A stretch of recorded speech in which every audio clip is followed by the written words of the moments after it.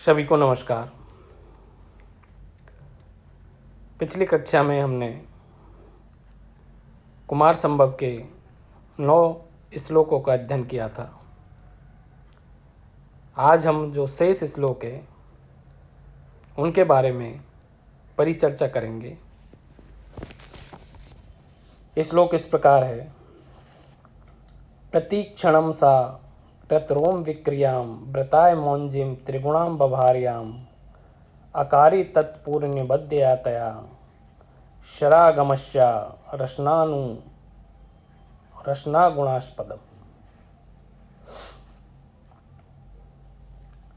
इस श्लोक में पार्वती ने तप के लिए अपनी कोमल कटी में मूंज की मेखला धारण की है, इसका वर्णन है। अर्थ इस प्रकार है। सा व्रताए, उस पार्वती ने तपस्या के लिए प्रत्येक क्षण में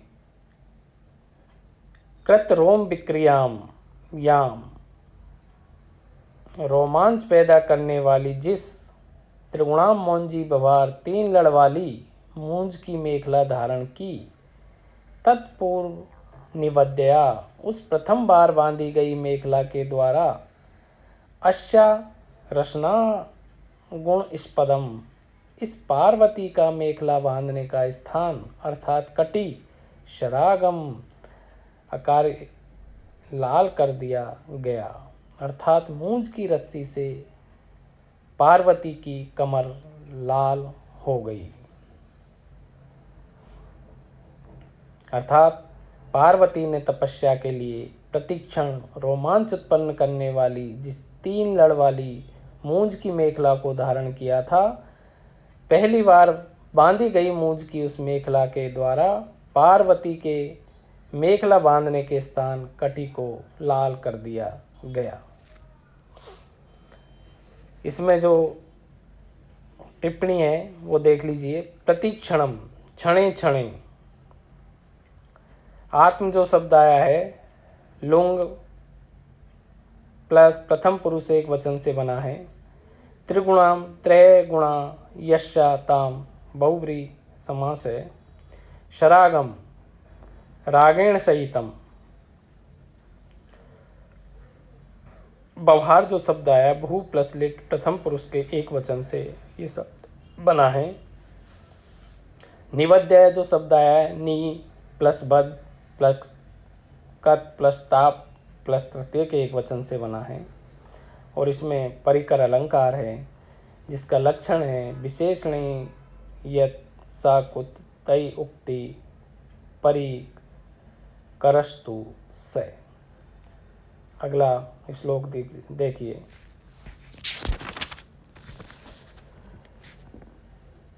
विसृष्ट रागा दधा निवर्तिता स्तना अंगरागारुणिताच कंदुकात कुशांगकुरादान परीक्षतांगुली क्रतो अक्ष सूत्र प्रणय तया करा।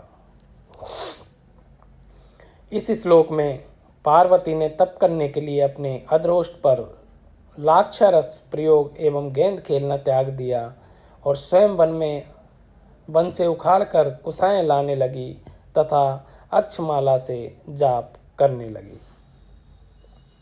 तया, उस पार्वती के द्वारा विसृष्ट रागात अधरात, लाक्षा रस को छोड़ने वाले अधरोष्ठ से स्तनांगरागारुणी ताम, कुचों के या कूचों के अंगराग से लाल किए गए कंदुकात निवर्तित, गेंद से हटाया गया कर यानी हाथ, कुशांगरादानात, ढाब के अंकुरों को ग्रहण करने से घायल अंगुलियों वाला हाथ, अक्ष सूत्र प्रणयीकृत, रुद्राक्ष माला से प्रेम करने वाला बना दिया गया। अर्थात उस पार्वती के द्वारा जिसने लाक्षारस लगाना छोड़ दिया था, ऐसे अधरोष्ठ से और स्तनों के अंगराग से लाल बने हुए गेंद से हटाए गए हाथ को कुशा डाब के अंकुरों को ग्रहण करने के कारण घायल अंगुलियों वाला तथा रुद्राक्ष माला से प्रेम करने वाला बना दिया गया। इसमें जो टिप्पणी में विसृष्ट रागात जो शब्द आया है, विसृष्ट रागे यश तस्मात्, और इसमें बहुब्री है। विसृष्ट वी प्लस रस प्लस कत से बना है। निवर्तित है नी प्लस वृत प्लस कत प्रथम का एक वचन से ये बना है। अक्षय सूत्र प्रणयी, अक्षणाम सूत्रस्य प्रणयी षष्ठी तत्पुरुष है इसमें।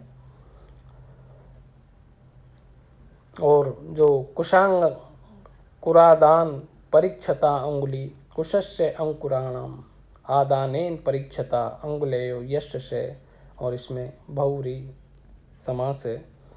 विशेष इसमें यही बताया गया है कि पहले पिता के घर में पार्वती अपने कोमल अद्र और हाथों से लाक्ष रस लगाती थी तथा स्तनों के अंगराग से लाल गेंद से खेलती थी। अब तपस्या के समय इन कार्यों को त्याग कर कुशा उखाड़ना तथा निरंतर अक्षमाला का जाप करना आदि कार्य करने लगी। अगला जो श्लोक है इस प्रकार है।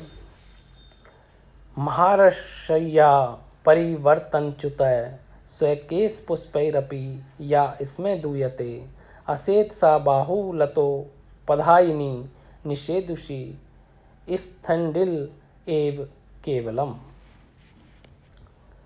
इस श्लोक में तप करने के लिए पार्वती ने कोमल सैया का त्याग करके भूमि पर ही शयन करना प्रारंभ किया तथा अपने हाथ का ही तकिया लगाने लगी, ऐसा वर्णन है।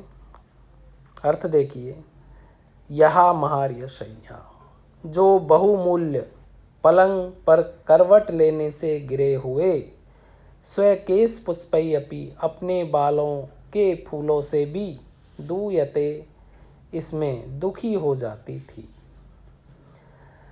पार्वती पहले क्या होता था कि जो बहुमूल्य पलंग पर करवट लेने से गिरे हुए जो अपने बालों के जो फूल जो गिर जाते थे उनसे भी दुखी हो जाती थी।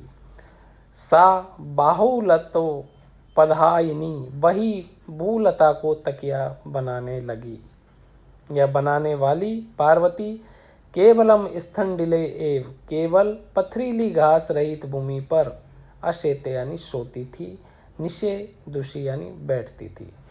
और वही पार्वती बाद में भुजलता को तकिया बनाने वाली पार्वती केवल भूमि पर सोती थी अर्थात बैठती भी थी।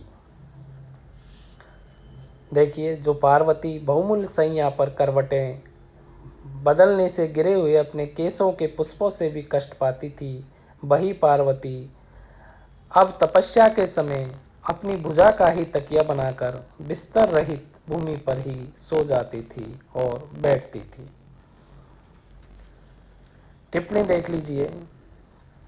स्वकेश पुष्पै जो शब्द आया है स्वस्य केशानाम पुष्पै षष्ठी तत्पुरुष से ये बना है।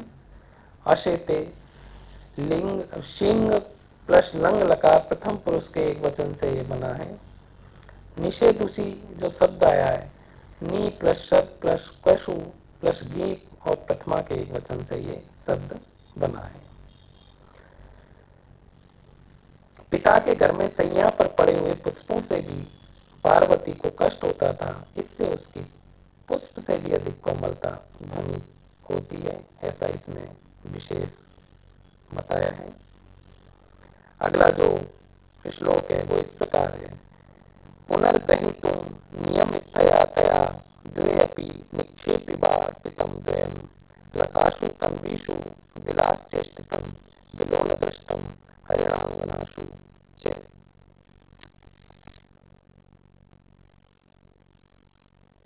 इस श्लोक में